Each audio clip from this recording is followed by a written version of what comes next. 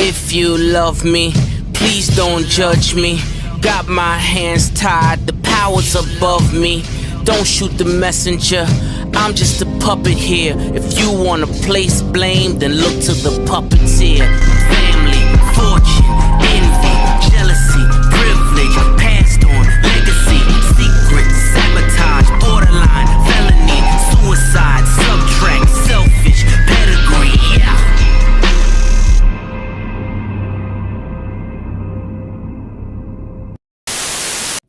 Well, that Darlington race was kind of frustrating. And for the throwback weekend, I got the old Jeff Gordon Classic 3-time champion shirt on for this throwback weekend, along with the classic Jimmy Johnson 7-time champion hat, since this week I will be participating in the throwback tradition again. So yeah, Darlington happened this weekend. So let's talk about everything that happened this weekend. Well, the truck race happened at Darlington, the throwback race for trucks, and well, this race, it was mainly between, like, Nemechek and Carson Hocevar. Ben Rhodes was up there early, and then he had issues. But in the end, despite Carson Hocevar's late best efforts at the end, John Hunter Nemechek would go on, and he would win the race fair and square clean. And then we get to after the race. During John Hunter Nemechek's interview, because I showed a community post about it and tagged that fake-ass Detroit Lions fan, there goes Moby, showing why NASCAR has the dumbest fan base in all of pro sports, period. Because during Nemechek's interview, a fan decided to take a beer can and throw it straight at John Hunter Nemechek's tailgate for no fucking good reason. So yeah, good to know Fox and NBC learned absolutely nothing from Dago last year. So yeah, a fan threw a beer can at Nemechek's truck after the race. And I say, why? What did Nemechek do to Carson Hocevar? Nemechek did nothing wrong. And he got a beer can thrown in his truck for no reason. Probably some Carson Hocevar fan that was salty as all hell. But really, where do we draw the line on saltiness? Like, saltiness, there's a line drawn on saltiness when he put drivers and TV workers' health and safety at risk. Because if that throw came a couple inches to the left, that would have hit Nemechek in the head, and that could have done some serious damage. And with that beer can incident there, that incident right there is the reason why the winner's interview should be in victory lane and not at the start-finish line. Honestly, the start-finish line interview should have ended after the Xfinity race at Talladega last year, when that whole fuck Joe Biden, let's go Brandon fiasco at the start-finish line. After that whole thing, they should have just moved the race winner's interview back to victory lane. But it's good to know that Fox and NBC learned absolutely nothing from that. And guess what's probably going to happen? They're going to learn absolutely nothing from this incident too, and nothing's going to change. Because, yeah, that's the NASCAR way. NASCAR doesn't fucking change anything until someone gets badly hurt or injured. And it's probably going to be if Jamie Wood or somebody gets hurt. Once one of their own workers gets hurt from this kind of shit, then that's going to be when NASCAR makes fucking change. Fox and NBC makes changes. Because everyone wants to blame NASCAR for this, and let me just point this out there. You're once again getting mad at the wrong people.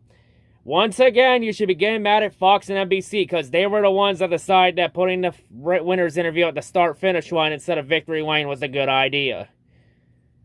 Knowing that shit like this could happen. Man. So, yeah. And usually Fox and NBC don't make changes until their bottom line is affected.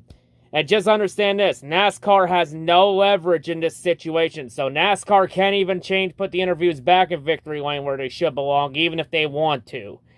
They can't. It's all because they have to do what the TV networks of Fox and NBC tell them to do. That reason alone, that's the main reason why we still have the chase grid today. Because I think NASCAR wants to get rid of it, but NBC wants it because they want that championship out. They want that manufacturer Game 7 moment. So yeah, if you wonder why the chase grid is still here, thank NBC for it. Because they were the ones that wanted it here, and NASCAR had to cater to them. So yeah. The only way shit like this ever changes is if NASCAR gets leverage on the next TV deal. Or just hope someone dies in a crash or gets badly injured. Because that's also the only time NASCAR ever makes fucking changes. Or the only time Fox and NBC allows NASCAR to make changes. Because that's the NASCAR way. But yeah, still, congrats to John Hunter Nemechek, even though he didn't deserve that beer can thrown at his truck. So yeah, Nemechek officially locks himself into the Truck Series chase. Can Nemechek get redemption for last year?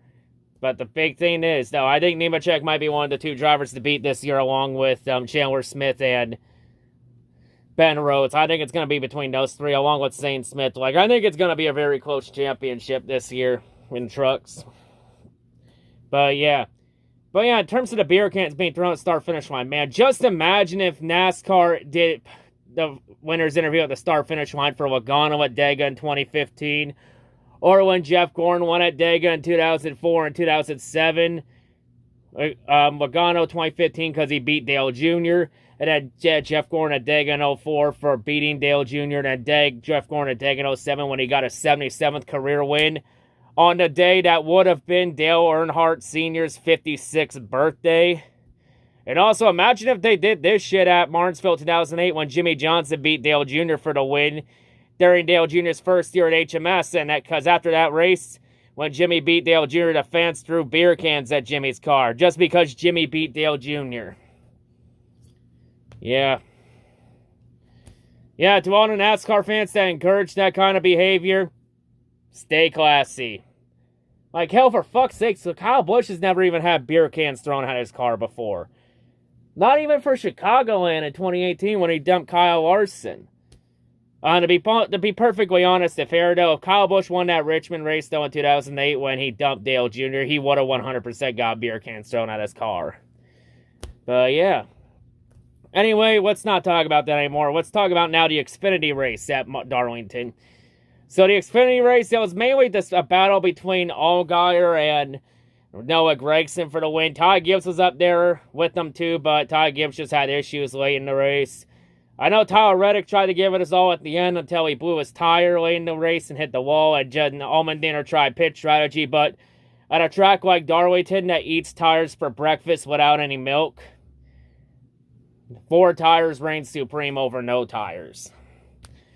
And yeah, the race went to overtime, and then Justin Allgaier holds off Noah Gragson late. And despite Gragson's best efforts, it wasn't enough to stop Justin Allgaier. Allgaier would win the race, but the race went on under caution. After Jeremy Clements in his Dale Sr. throwback got loose and it got into the wall with Ryan Truex.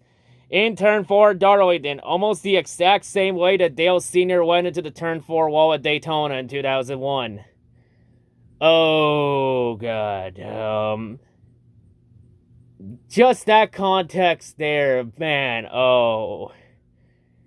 That's not a way to pay tribute to Dale Sr. Fuck. Oh, no.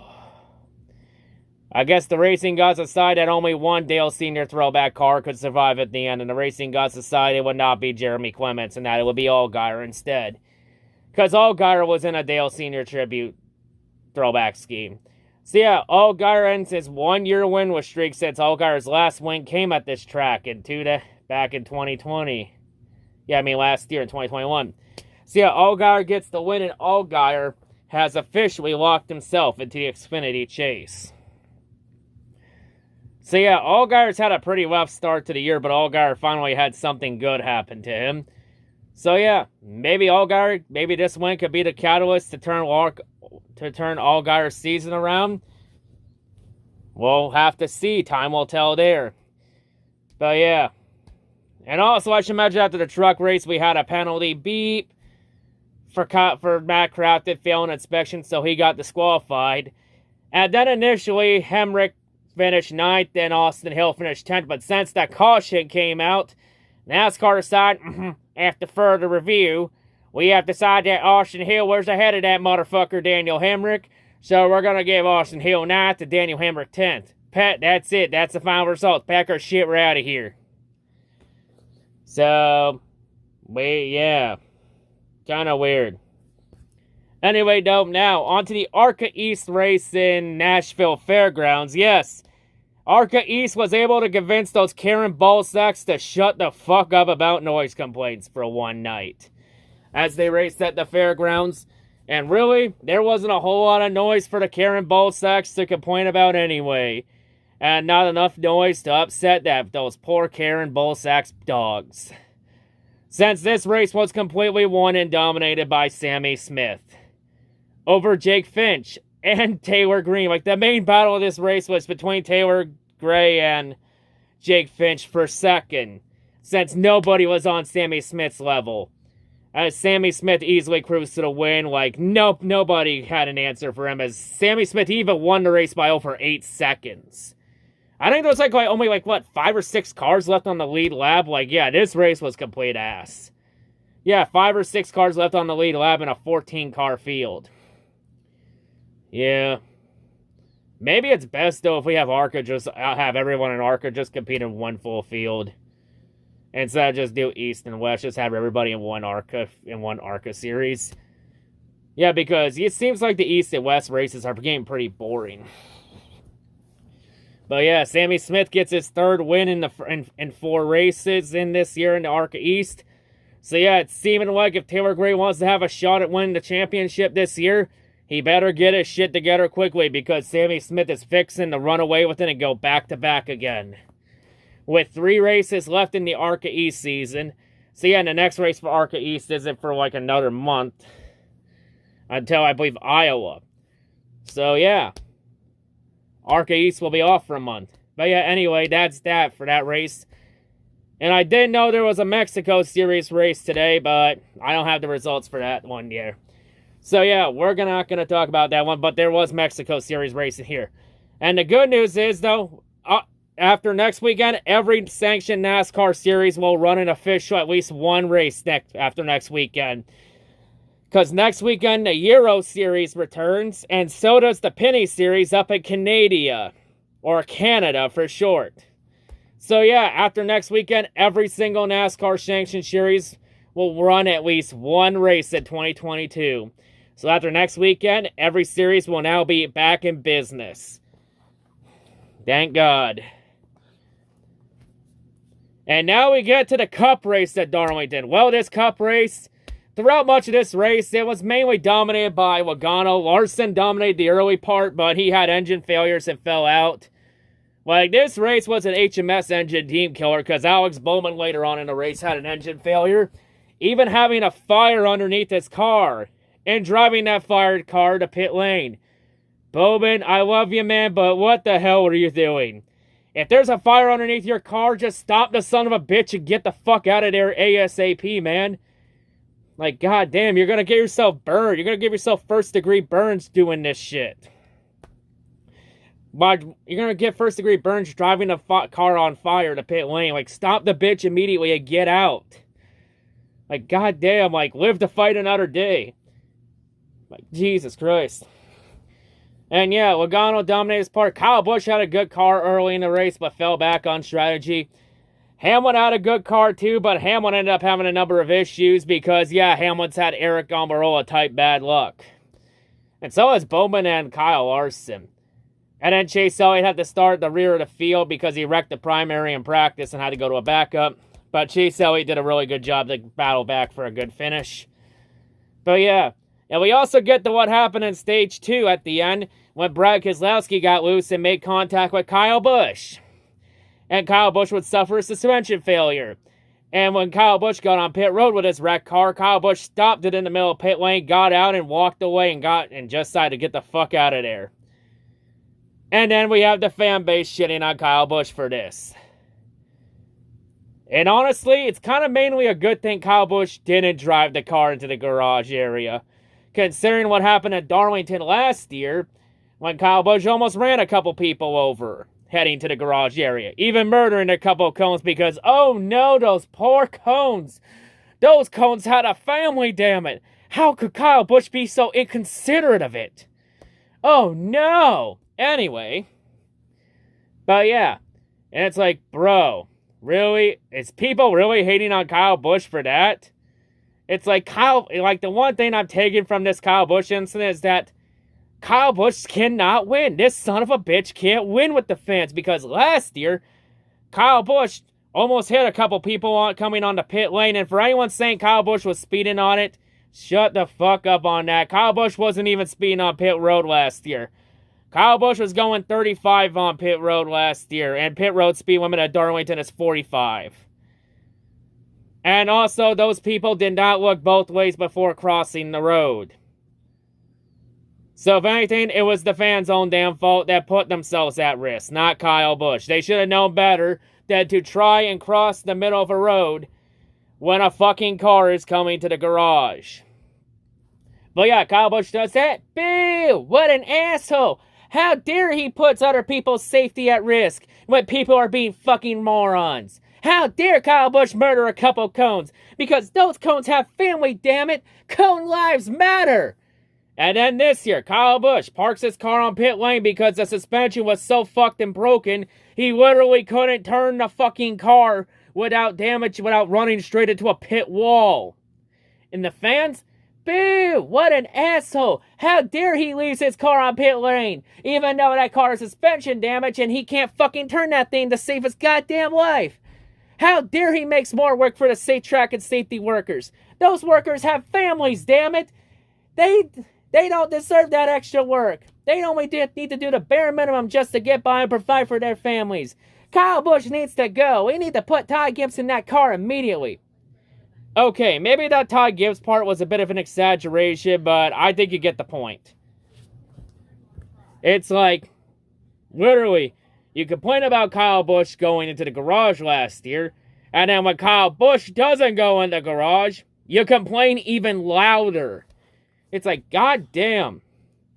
Listen, I'm not a fan of Kyle Busch, but I gotta say to everyone is, sometimes you all fucking reach too much to hate on a guy. And some of you hate on him from some of the fucking pettiest reasons for God knows why. It's like, at this point, I hope Kyle Busch stays the way he is. I hope he continues to piss the fan base off, even me in particular. Because I don't think Kyle Busch is much of a douchebag with some of his antics. I think Kyle Busch is just a damn good heel. Heel is villain in wrestling terms, in case anybody didn't know that. He's just a damn good villain, and he knows how to get under your skin and piss you off. Believe me, been there, done that. But yeah, because at this point, it doesn't matter what Kyle Busch does. The fans will still find a way to shit on him regardless. And listen, I say to NASCAR fans is, you all need to learn how to pick a fucking lane and stay in it. Because with the Kyle Busch thing from last year and then this year, you're all fucking flip-flopping side to side. You go from one lane to the other. You go this way, this way, this way, this way, this way. It's like, no. Pick a damn lane and stay in it. And yeah, everyone trying to complain about how Kyle Busch is unsafe and that incident at Darlington last year makes him the biggest prick in NASCAR. Motherfucker, that type of shit happened in the 80s and 90s a lot. Especially with Dale Sr. And Dale Sr.'s has been praised for it. And by the way, everyone's saying about Kyle Busch Darlington 2021 being the most unsafe incident in NASCAR history. They probably never saw this Penny Series incident between Kevin Lacroix and Alex LeBay in 2017. Very loose out of turn number 2. Here goes LeBay to the inside. Oh, Lacroix to the racetrack. Contact. They touched and LeBay's going to take the win. Lacroix will have to settle for second. DJ Kennington coming home in third. Alex LeBay led one lap this afternoon, and it was lap number 300. Oh, my goodness. Lacroix is not happy with your race winner. Some fireworks after the checkered flag. And by the way, I should mention for that Penny Series finish that Kevin Lacroix was cheered for that antic. But yeah, you all want to talk about Kyle Busch Darlington 2021 being unsafe? Bitch, you seen nothing yet. Because Kevin Lacroix's incident, that makes Kyle Busch's incident last year look like fucking child's play. Hell, there have been other pit road incidents that have been more severe than that. And those people didn't get the same amount of hate that Kyle Busch got for it. And hell, everyone even complained about Kyle Busch getting fined for it last year because the quote-unquote, that fine wasn't good enough. He deserved to be suspended. How dare he? It's like, goddamn. Like, honestly, this makes me want to like Kyle Busch even more because this fan base fucking can't decide what fucking lane they want to stay in. And that's my main beef with NASCAR fans. They reach and find any petty excuse. Even if it's for some of the smallest shit. And let me get this straight here, it's my disclaimer. I want the fan base to succeed. I'm not being hard on this fan base for the good of my fucking health. I'm being hard on the fan base because I want everyone to fucking succeed. Because I've seen this fan base act better than this shit. And that's what pisses me off right now. That's what pisses me off with this fan base. The fan base acting like this shit, it's the fucking exact reason why NASCAR has the dumbest fan base in all of pro sports. Like, all this does, and then the fans doubling down and justifying it, all you're doing is proving my point that NASCAR has the dumbest fans in all pro sports. And I've said it before, you want to prove me wrong? Here's step one to that. Don't prove me right. And you dumb shits can't even do that one correctly. That's the saddest part. Hey, listen. I'm not going to hate on you for hating on Kyle Busch. Everyone has their own opinion to hate Kyle Busch. However, when your opinion of hating Kyle Busch is shit like this, from this piece of shit late models driver, about Kyle Busch and Samantha's child, when Samantha's possibly going into labor this week and Kyle and Samantha are gonna have the birth of their second child, when I see shit like that, that's when your opinion of Kyle Busch crosses the line. Once I see shit like that, that's when I stop taking your opinion of hating on Kyle Busch seriously. That's when I stop taking it seriously. Like, you think Kyle Busch has enough time to deal with your bullshit right now? When Kyle Busch has his own personal life shit to deal with right now. And oh, by the way, this fan talking about Kyle Busch's child, that newborn child coming up that way, that fan becomes this week's low cow of the week. Yeah, the low cow of the week is a Kyle Busch hater. Shocking, isn't it? Man, I've seen Kyle Busch haters come up with better fucking excuses than that bullshit. But yeah, and you know what? I actually agree with Kyle Busch because Kyle Busch almost missed this race in the event that Samantha went into labor. And how you had Trevor Bayne on standby. Because I'll agree with Kyle Busch here. Kyle Busch said it perfectly, though, on Friday, saying that you can live down missing a race, but you can't live down missing the birth of your child. That is 100% facts. Because if you ever miss the birth, because missing the birth of your child is not worth it. Because you missed the birth of your child, you have to live with that mistake the rest of your goddamn life. You have to live with that the rest of your life. It's not worth missing your child. Family always comes first. Kyle Busch, he respects family values. I can respect Kyle Busch on that front. And for anyone that wants to dislike the video or any of that shit, come at me. But yeah, in terms of Kyle Busch's being unsafe and all that, hell, the Kevin Lacroix incident, that incident also makes Kyle Busch's incident at Texas in 2011 when he tried to kill Hornaday look like child's play. Let me put this in straight. You want to call Kyle Busch the most unsafe driver in the sport? Until the day that Kyle Busch takes his front end and tries to drive it in someone's front windshield into someone's front window net. Once Kyle Busch does something that Kevin Lacroix did to Alex LeBay, then maybe, just maybe, I might take your argument on that front seriously. But yeah, and I should also mention that Kevin Lacroix got cheered for that incident. Because Canadian NASCAR fans are built way differently from American NASCAR fans.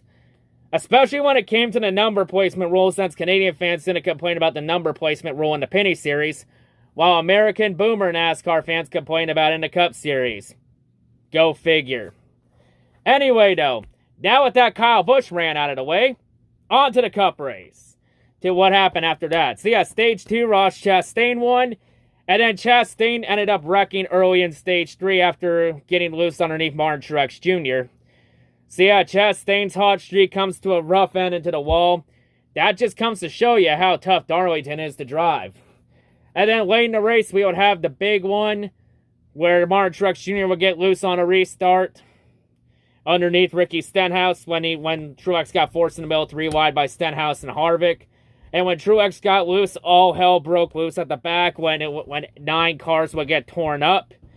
Because when Truex spun, everybody had to brake check and check up, and it just stacked everybody up. It took out cars like Hamlin, Eric Jones, it took out Bubba Wallace. Kurt Busch got the worst of it there. Hell, even Hamlin and Blaney got some damage too. So yeah, that was a tough break because there are a lot of good cars that were torn up in that wreck. Because Truex ran top 5 most of the race, had a car to win, gets torn up. Bubba Wallace ran top 10, top 15 much of the race. He got torn up. Eric Jones, he ran like top 5, top 10 most of the race. He ran good to the 43 car, and he got torn up. Hamlin at one point was running for the lead and running for the win, and he got torn up because he got put in the back off a pit road issue. And also, yeah, Kurt Busch also got sent to the back too when Kurt Busch had that tire and they had that loose wheel on pit lane. And for anyone wondering, no, I don't think that's worthy of a 4-race suspension because that happened on pit road and the tires stayed in the box. If anything, I want to call what happened to Kurt Busch there a 4-race suspension to the rear tire changer, tire carrier, and the crew chief. But I think all that did is just prove my point from last week that maybe going to single lug nut tires was a mistake. And that NASCAR should go back to 5 lug nut tires. I think $10,000 fine is worth more. I think taking a $10,000 fine would be a lot better than taking a 4-race suspension for your crew chief and 2 crew members. I mean, what would you rather have in this situation? $10,000 fine or 4-race suspension to your crew chief, tire carrier, and tire changer? I would take the money, to be perfectly honest. I'd take the fine. Because those crew members could be valuable members, and you lose them for almost a whole month. And you know, depth is key. Unless you have good depth, then I guess you can take option B. But yeah, I think single lug nuts is a massive mistake, and I think they need to go back to 5 lug nut tires. But I mean, in terms of choosing between $10,000 fine and 4-race suspension for crew members, either way, NASCAR's gonna fuck you up the ass either way. It's just a question of, do you want to get fucked up the ass with lube or without lube? The choice is yours. That's kind of a weird analogy, but kind of a weird analogy to put it there, and it kind of came out wrong, but I think you understand what I'm trying to say. But yeah, anyway. And then we get to the finish, though. Byron would get the lead late, but Logano would run him down. And then we get the 2 to go. To be perfectly honest here, I think Logano would have won this race either way. Because Logano, he had a faster car than Byron by the end of the race. Because Byron's tires were really fucking dead. But Logano, could Logano have passed him clean on the last lap? Yes, but what did Logano choose? Logano side pass him clean? No, fuck that. I'm just gonna do the bump and run on him and put him straight in the wall, because fuck it, why not? So yeah, Logano did the bump and run on Byron, and Byron went in the wall, and Logano would end up getting the win at Darlington. In controversial fashion. Oh no, yeah, Byron would end up finishing 13th. And then Logano tried to justify it by saying that, oh, he did it because Byron put him in the wall on the restart. Oh no, someone raced too hard. Oh, poor Muffin. When really, Byron barely even touched you. Byron barely touched Logano. Logano honestly put himself in the wall, plus Darlington's a very tight and tough track to drive. Plus, the looks of that replay, Logano got loose into the wall there. So, but I don't know. So yeah, I don't think that was a good enough reason or excuse to justify doing that bump and run and punting him into the wall. Just know this though, Logano fans. Anything William Byron does to Logano from here on out is fair play. Because, and for everyone saying that NASCAR should disqualify Logano for that, no, just fucking stop right there. NASCAR's not going to disqualify someone for a bump and run. There's only been one instance of that happening. And that was Sonoma 1991 when they penalized Ricky Rudd for doing the bump and run on Davey Allison and black flagged him and caught out of the win. Just so they gave it to Davey Allison.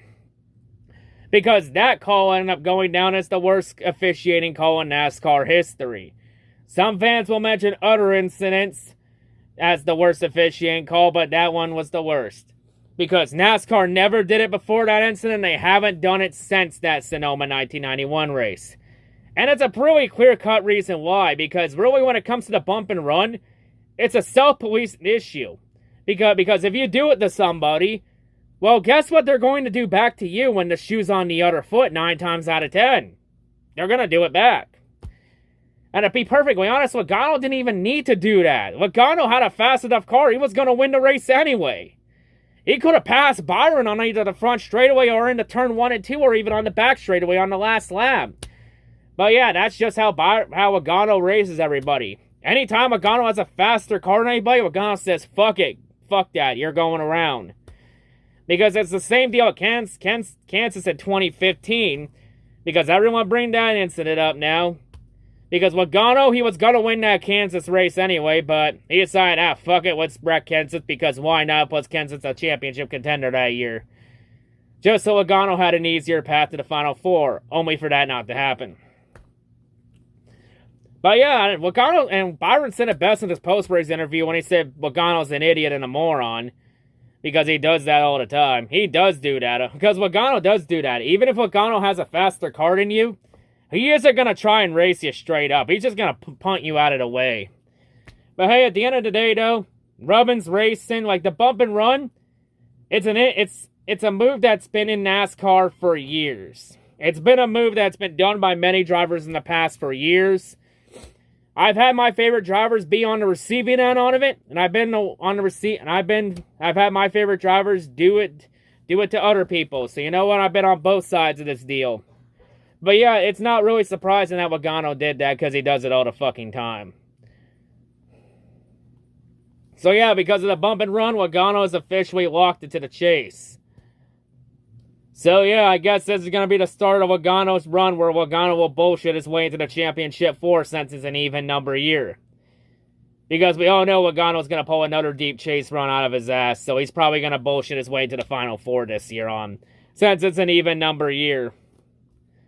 But yeah, should Byron get retaliation on Logano for that? Yes. But knowing my luck, Byron is more than likely not going to do anything. And that's going to be the frustrating part. Because Byron's got to stand up for himself at some point. He's got to retaliate and stand up for himself. Because if Byron doesn't, that type of shit Logano did is going to continue to happen to him.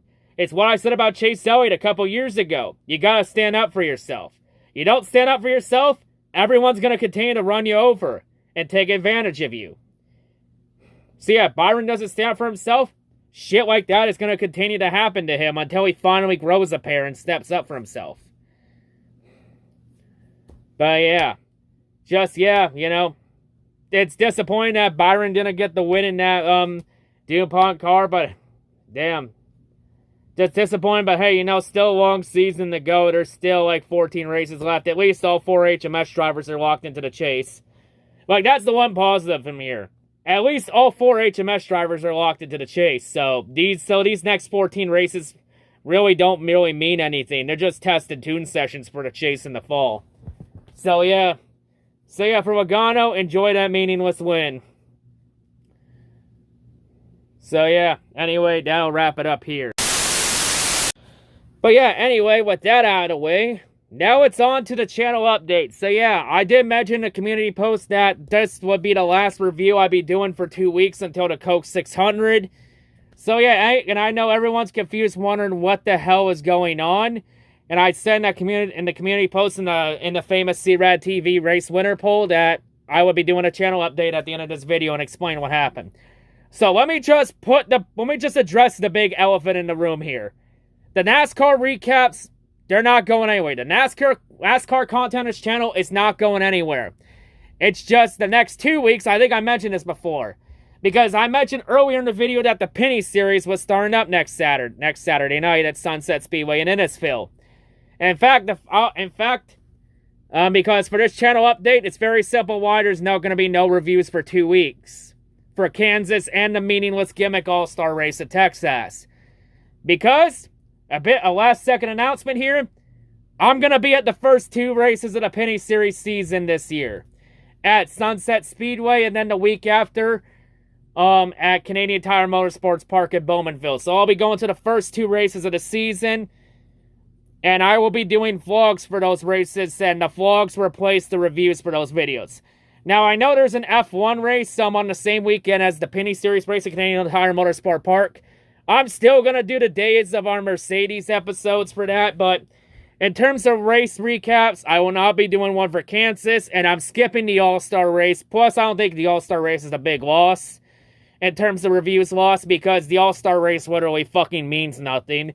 And it will continue to mean nothing until NASCAR finally gets their heads out of their asses and put points on the line for the top 10 finishers. But we have a better chance of winning the lottery than that ever happening. But yeah, so yeah, I'll be at the first 2 Penny Series races of the season at Sunset Speedway, Canadian Tire Motorsport Park. You got 2 vlogs coming up to enjoy for that, so you got that content to enjoy too. Because the vlogs are the real main thing I try to put the most work and effort to on the channel. It's the and that's why a lot of people like the vlogs too, because I rarely do them, and it's the videos I put the most effort into. Like, most of my content here is just mainly like filler content in between vlogs. Like, the vlogs are, I try and make the main highlight of my channel and try and add so much mystique to them. That's why I rarely do them. But yeah, I got 2 vlogs coming up the next 2 weeks. And at Sunset Speedway in Innisfil.